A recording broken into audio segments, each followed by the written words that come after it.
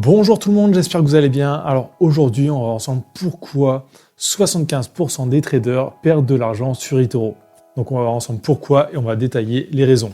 Alors on entend souvent sur les avis de youtubeurs, traders, youtubeurs, qu'il y a 75% des gens qui perdent sur eToro à cause des frais importants sur la plateforme.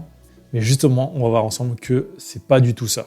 Alors quand vous allez sur la page d'accueil d'eToro, on voit que c'est marqué 75% des comptes d'investisseurs particuliers perdent de l'argent en négociant des CFD avec ce fournisseur. Donc en fait, toutes les plateformes de trading qui proposent du CFD sont obligées de mettre le pourcentage de perdants sur la plateforme. Mais déjà là, on voit qu'on parle bien de CFD. On ne parle pas d'actions classiques par exemple. Donc les CFD, c'est qu'une partie des trades que l'on peut faire sur eToro. On va voir ça en détail un peu par la suite. Donc on va commencer un peu par les raisons, donc pourquoi il y a un taux important. Alors déjà eToro, ils ont fait une interface qui est simple d'utilisation, qui est agréable à utiliser. Donc comparé aux autres plateformes qui utilisent par exemple MT4, qui est utilisé par exemple par la plupart des traders pro, si un débutant arrive sur une plateforme comme ça, il va absolument rien comprendre, il va faire n'importe quoi. Alors qu'eToro, c'est plutôt simple, il y a des gros boutons, l'interface est agréable, et on est capable de comprendre la plateforme assez rapidement.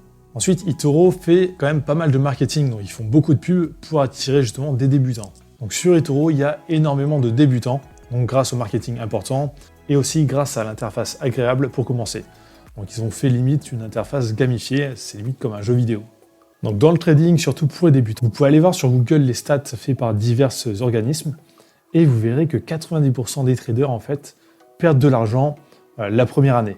Et il y a une grosse partie qui perdent plus de 50%, voire la totalité de leur investissement. Alors pourquoi il y a autant de pertes ? Tout simplement parce que quand on s'inscrit, au départ on n'y connaît rien au trading, donc on ne sait pas comment gérer son portefeuille pour limiter les risques, et aussi on a envie de gagner beaucoup d'argent rapidement. Donc un petit exemple, on va aller là sur Netflix, je vais faire investir. Donc là je suis débutant, admettons, j'ai déposé 200 $ sur mon compte, parce que font les débutants en général, c'est qu'ils prennent 100 ou 202 $, quasiment la totalité. Ils mettent un effet de levier important pour gagner plus d'argent, et ils vont placer un ordre. Le problème, c'est que là, ils vont prendre un risque énorme, parce qu'ils vont mettre 50% ou la totalité de leur portefeuille juste sur une position, et en plus avec un effet de levier. Alors quelquefois, il y a des traders qui ont de la chance, et qui vont faire du 50, du 60, du 80% en quelques jours, mais vu qu'ils n'y connaissent rien en trading, ils vont refaire à chaque fois la même stratégie, et forcément, à un moment, ils vont perdre, et ils vont perdre la totalité. Personnellement, ça a été mon cas quand j'ai commencé il y a plusieurs années. Je ne gérais pas du tout bien mon portefeuille. J'avais aussi fait sur les crypto-monnaies. Donc par exemple en 2017, quand ça s'envolait, je mettais à fond dessus. J'étais trop content, je gagnais 600 $ en 2-3 heures. Je revendais, ensuite je repassais une position, mais là ça partait dans le sens inverse. Du coup, je perdais mon argent. Donc il y a beaucoup de débutants qui font comme ça, qui veulent gagner beaucoup d'argent rapidement. Donc ils finissent par perdre leur investissement. Donc eToro, vu que c'est une plateforme qui attire beaucoup de débutants, il y en a beaucoup qui sont dans ce cas-là. Donc ensuite, on a vu que les pourcentages, là, ça prenait en compte que les CFD. Donc c'est pas du tout tous les trades passés sur la plateforme. Donc par exemple, si on va dans les actions sur eToro et qu'on prend une action, là donc Air France par exemple, on fait investir. Si on laisse l'effet de levier à x1 et qu'on achète l'action, là, ça ne sera pas du tout du CFD. On achètera vraiment l'action.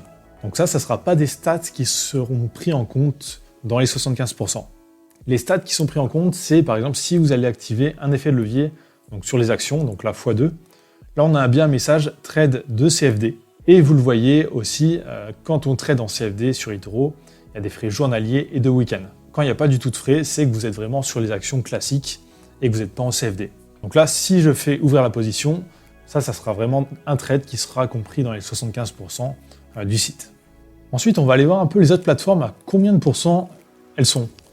Parce qu'on entend souvent des traders pros sur YouTube, soi-disant pros, qui sortent justement cet argument des 75% pour discréditer eToro, mais on va voir d'autres plateformes. Donc là, une plateforme conseillée par pas mal de personnes sur YouTube, c'est Admiral Market. Donc là, on voit c'est 79% sur les CFD. Donc plus important que eToro. Donc ça, c'est une plateforme avec moins de commissions que sur eToro. Ensuite, il y a FXCM, donc là, une plateforme aussi très connue, donc avec des frais très minimes aussi. Donc là, on est à 73%. Donc là, 2% de moins qu'eToro quand même, mais c'est quand même un taux important. Donc là, on voit quand même que les frais sur eToro n'ont rien à voir avec les pertes sur le CFD. Personnellement, je pense que même il y a moins de risques à trader sur eToro quand on est débutant que sur une plateforme plus complexe. Je vais vous expliquer un peu pourquoi. Donc déjà, l'interface est plus simple, du coup, on ne va pas faire d'erreurs inutiles. Donc par exemple, quand on fait investir, on peut mettre le montant vraiment précis, alors que là, sur d'autres plateformes, on va mettre des lots, des micro-lots, enfin vraiment, il faut calculer la position. Donc déjà, un débutant, il ne va pas comprendre comment calculer les lots. Ensuite, il y a les effets de levier. Donc effet de levier, déjà moi, je le déconseille vraiment pour les débutants, mais les effets de levier sur eToro sont quand même limités. Donc là, par exemple, sur les actions, on voit, je peux faire que x2. Après, ça va dépendre des actifs. Pour les devises, par exemple, ça pourrait être un effet de levier. Je crois que moi, sur le compte, c'est 30 x 30 max. Donc ça, on est quand même bien limité. Il n'y a pas des effets de levier de x500, x1000 sur cette plateforme. Ensuite, quand on utilise un effet de levier sur eToro, on passe en CFD. Et aussi, la chose importante sur eToro, c'est qu'on ne peut pas perdre plus que ce qu'on a investi. Donc là, si je mets 100 $, je ne pourrais pas perdre plus que mon investissement. Parce qu'eux, ils bloquent vraiment. Et si je fais un effet de levier, il y a un stop loss obligatoire à 50%. Enfin, moins 50%. Donc je ne pourrais pas perdre plus de 50 $. Donc là, on le voit bien, si j'essaye d'augmenter mon stop loss, je ne peux pas. Donc déjà, pour un débutant, ça va limiter les erreurs et les pertes inutiles à cause de ça. Récemment, je me suis inscrit sur une autre plateforme de trading pour tester un peu. Donc j'ai testé avec un compte démo et j'ai été quand même bien surpris quand j'ai lancé un trade.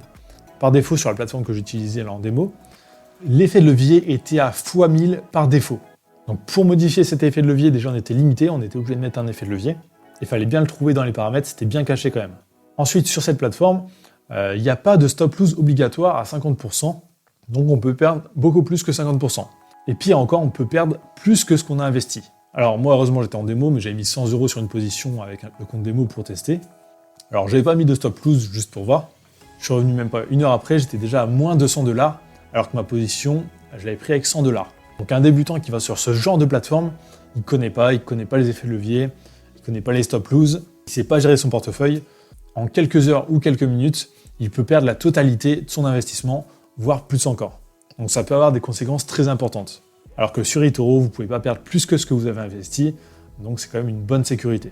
Donc c'est une plateforme qui attire beaucoup de débutants, mais derrière il y a quand même pas mal de sécurité pour limiter les grosses pertes, comparé à d'autres plateformes. Donc moi perso, eToro c'est une très bonne plateforme pour débuter, ou pour quelqu'un qui voudrait juste acheter des actions de temps en temps pour investir.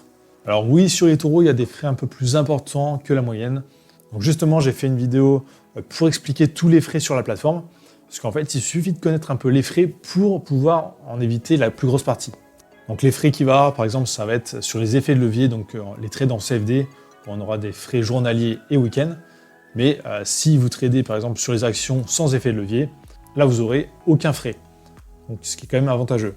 Aussi, l'autre frais important, ça va être quand on va déposer de l'argent. Sur eToro, on trade en dollars et pas en euros. Du coup, quand on dépose des euros, il y a des frais de conversion. Donc là, je vais faire dépôt de fonds. Alors quand on utilise la carte bancaire ou PayPal, on aura quasiment 2,5% de frais de conversion, ce qui est quand même assez énorme. Mais si vous faites par virement bancaire, là, ça sera que 0,5%.